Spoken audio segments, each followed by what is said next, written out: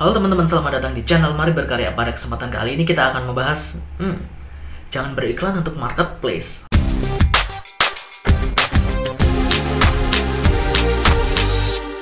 Well, apa maksudnya jangan beriklan untuk marketplace? Well, beberapa kali aku sempat sarankan bagi teman-teman untuk mengiklankan ya. Kenapa? Karena untuk mendatangkan traffic, untuk mendatangkan pengunjung, untuk membuat pengunjung tahu bahwa kita itu punya bisnis yang bisa menjadi solusi buat kalian. Lalu kemudian kalau misalkan kita jualan di marketplace, apakah kita akan mengiklankan itu, mengorbankan dana kita?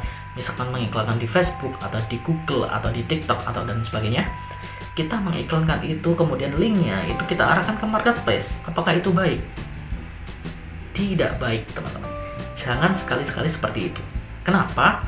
Ini alasannya. Sebelum masuk ke yang pertama, jangan lupa untuk klik tombol like-nya, kemudian subscribe video ini, dan nyalakan notifikasinya biar kalian tahu kalau misalkan ada upload baru tentang bisnis online, kerajinan tangan, dan lain sebagainya di channel Mari Berkarya ini. Thank you. Alasan yang pertama jangan beriklan untuk marketplace adalah banyak kompetitor.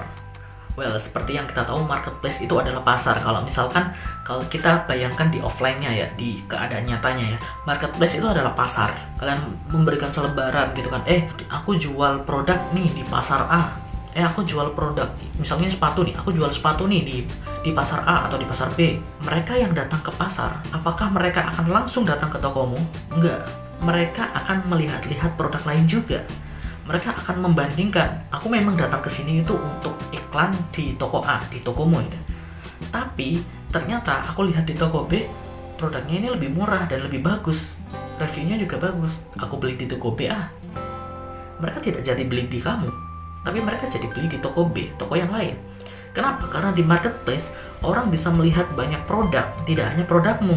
Karena nanti orang akan beli di kompetitormu, teman-teman. Jadi jangan berharap kalau misalkan bingung nih mau iklan tapi iklankan kemana ya, yang gampang ke marketplace.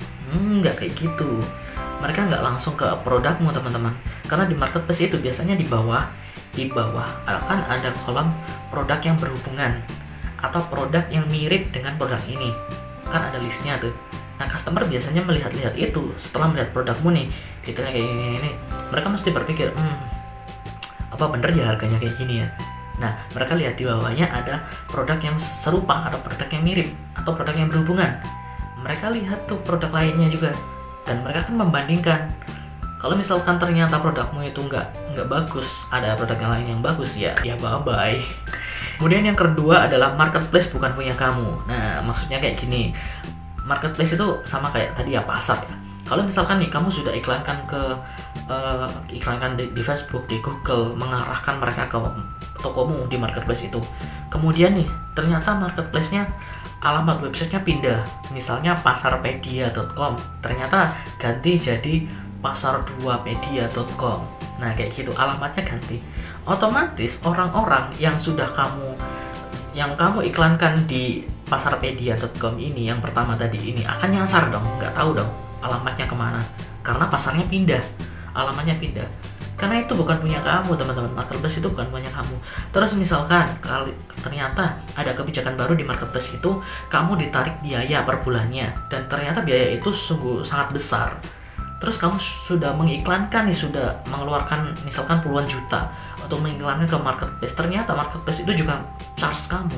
Jadi biaya kamu double dong. Nah, kalau misalkan ternyata biayanya itu lebih besar dan kamu tidak melanjutkan di marketplace, sia-sia dong iklan yang kamu pasang ini. Kayak gitu, teman-teman. Jadi marketplace itu bukan punya kamu. Jadi apapun yang terjadi di marketplace itu tidak bisa kamu prediksi. Makanya jangan beriklan untuk marketplace, oke? Karena mereka itu sebenarnya sudah punya iklan sendiri. Jadi mereka itu yang akan mengiklankan toko-toko yang ada di pasar mereka, di marketplace mereka, kayak gitu. Kemudian yang ketiga adalah tidak ada data. Nah, tidak ada data ini sangat penting. Kalau misalkan kita mengiklankan ke website kita atau ke sosial media kita atau ke aplikasi chat, misalkan WhatsApp atau Line kita, maka kita punya data. Customernya itu yang tanya itu siapa saja. Kemudian yang beli itu siapa saja. Kemudian yang hanya sekedar ingin tahu itu siapa saja. Kita bisa tahu karena kita punya datanya. Kalau di marketplace, datanya mana? Gak ada.